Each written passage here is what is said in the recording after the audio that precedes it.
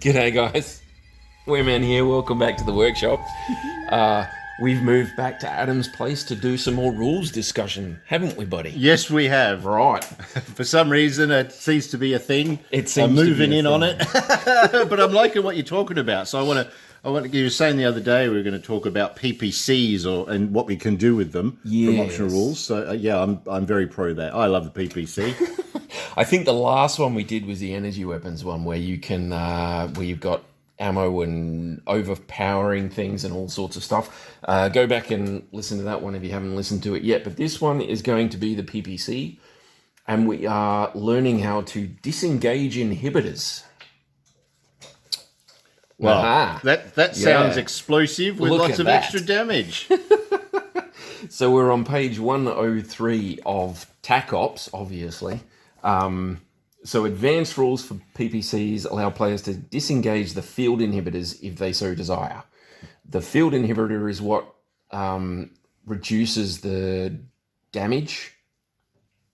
So it keeps it all contained and accurate and all that sort of stuff. But it also induces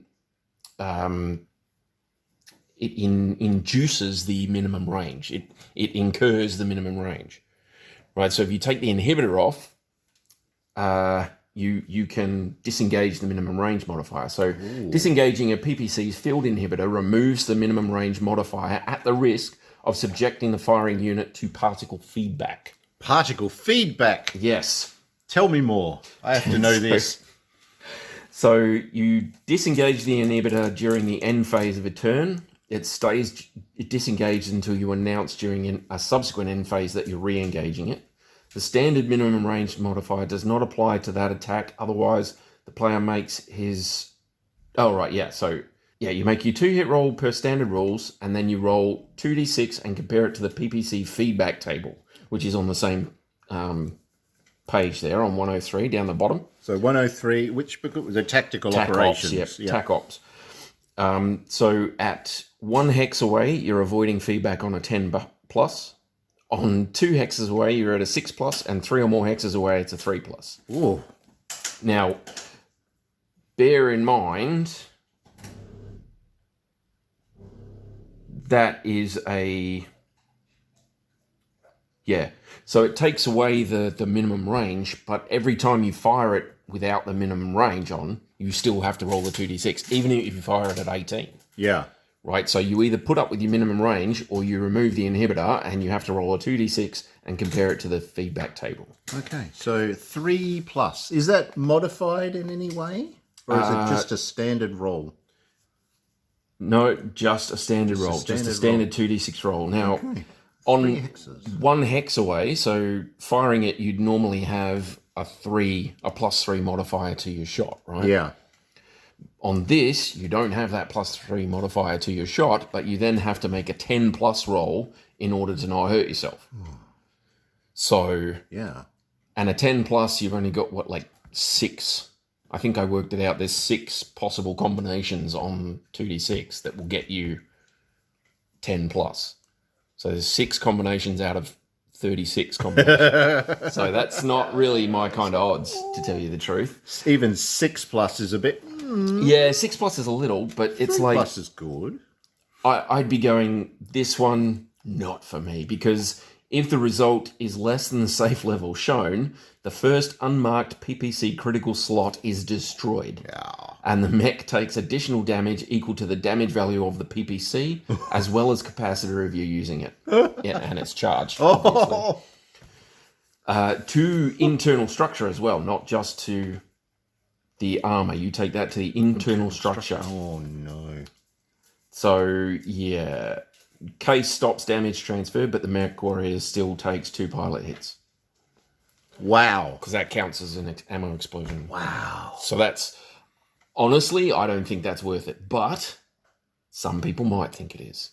Like I say, if you're 1 hex away, then I'd be using backup weapons. If the only thing you have is a PPC, then I'd take the 3 plus to your modifier, because by then it's all gone pear-shaped anyway. But trying to get 6 plus, 10 plus on a 2d6 roll to not have it blow up is just, Yeah, I don't think that's worth it, to tell you the truth. Considering it's not based on like a pilot's, like the gunnery or piloting, you can't modify it in there's any no way way. to modify it. Doesn't matter how good your tech is and things like that. There's nothing, Yeah. Wow, I don't know, 10 plus. Like if you're right on the ropes or whatever, your mech's going down and it's probably your last hurrah that turn, you probably want it to count, but you're still, like if you're the awesome, everyone knows the awesome, 3 PPCs, if you just let loose with all 3 of those and you screw up those rolls, you end up killing yourself. Yeah, you'd be stuffed because that'll do 30 internal damage to those locations. So left arm, right arm, and the torso or whatever it is. Both torsos and one of the arms will take 10 points each. The pilot's toasted as well. Yeah, all the way through. He's dead. Yeah, that's six pilot hits, which is dead. Yeah, you're gone. So I don't think that's worth it. I was thinking more something like a Panther. But if you run out of ammo, the only thing you've got is that PPC that's on its arm. Yeah. But, I mean, even then, I don't think I'd get that desperate. Not really. Yeah. But you guys might think differently, and you are welcome to try it out. Disengaging inhibitors. It really is. Yeah, it really is one of those situational things. Like it's cool to have it, but I don't know. Well, what about other units? Is it just mechs or what? Aerospace fighters can, but damage is applied to the armor location. If the damage destroys the armor, then any remaining damage is halved and applied to the SI. Oh, the structural integrity. Yeah, per standard damage transfer rules. Wow. Which we'll get into when we eventually do aerospace. I mean, there's still infantry to go through, yeah. Yeah. So it's actually applied to the armor, so it explodes out and goes. There's some fighters that have a decent amount of armor. That could be kind of cool. But still, there are fighters out there with PPCs, and that's the only weapon they have. And if you blow it up by taking the inhibitors off, you've left yourself stuffed. Yeah. And there is large craft, but large craft cannot disengage PPC inhibitors. So just in case you get into large craft. You would think that a larger craft would have some sort of like support vehicle. Yeah. Oh, shush, we're talking. Be quiet. There's no one there. Don't criticize our podcasting abilities. Bastard. He's so critical. Oh, dear. Oh, shush. Okay, continuing with particle projection cannons, disengaging inhibitor, and we're also talking about overcharging. Dogs. You gotta love dogs. It's all good. Oh dear. So yeah, that's the other thing that you can do with your PPCs is you can overcharge them. You intentionally override the safeguard, and it basically means that you're increasing the damage.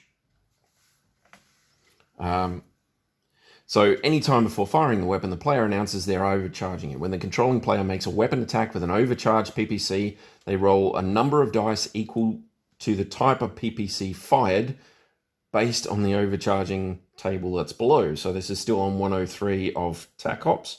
So your light PPC is 1d6, PPCs, ER PPCs, and snub nose get 2d6, and a heavy gets 3. All right? Player rolls those dice and adds the value together. This value is added to the standard damage value and heat generated by the weapon. Whoa! Okay?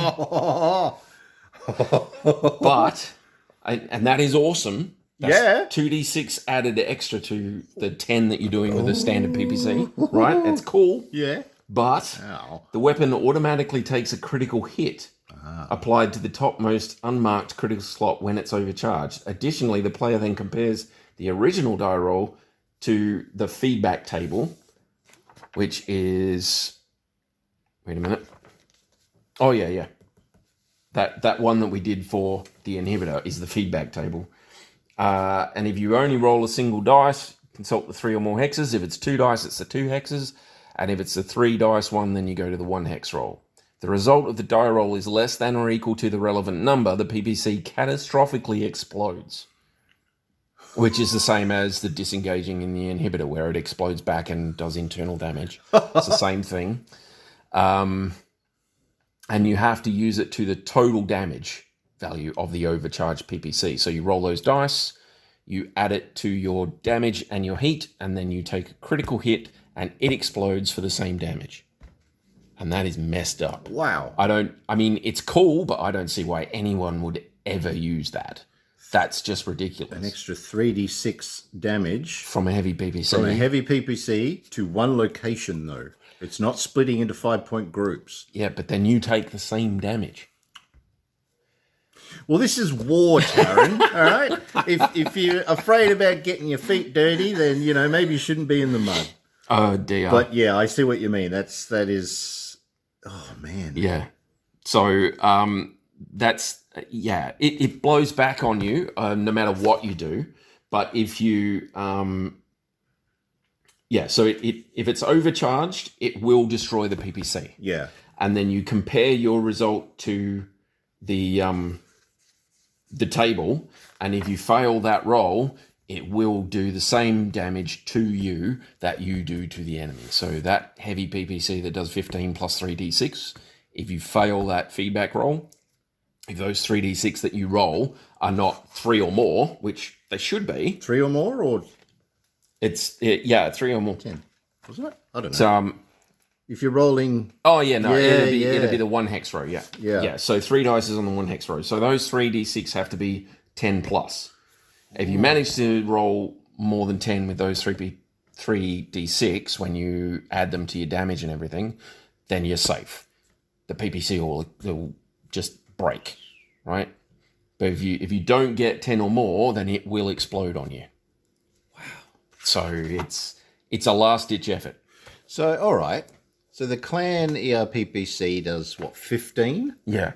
And you're rolling an extra 2d6 damage. An extra 2d6 damage, and you need 6 or more with those 2d6 to have it just destroy itself rather than explode. Oh, but still. Which is, I mean, if you've got like an Atlas in front of you that's stuffed and you've got an arm blown off and a leg blown off and it's the last thing you can do, and you've like a direwolf with 4 of them in one arm. Yeah. You just go, yeah, okay, fine. Oh, I can see some of these rules creeping into Solaris battles because that's what the crowd wants, mate. That's what they want. That's what they spent their hard-earned C-bills on, to see some action. PPCs never fail to deliver, eh? Definitely. Overcharging is possible with a PPC capacitor, but regardless of whether or not an explosion occurs, in addition to the single critical hit applied to the PPC, the capacitor slot is marked as destroyed. Okay. So, yeah.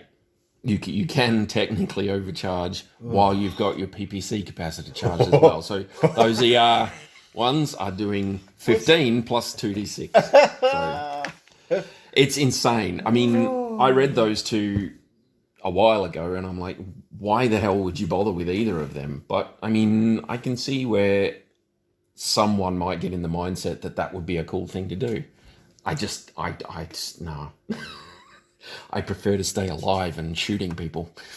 Yes. Yeah. Yes, true. They are cool. I like doing that. Oh, just, yeah. If you could pull it off, if you could do that damage, oh, yeah. Definitely. Oh. Yeah. Well, the heavy PPC thing I would be more inclined to go with that one.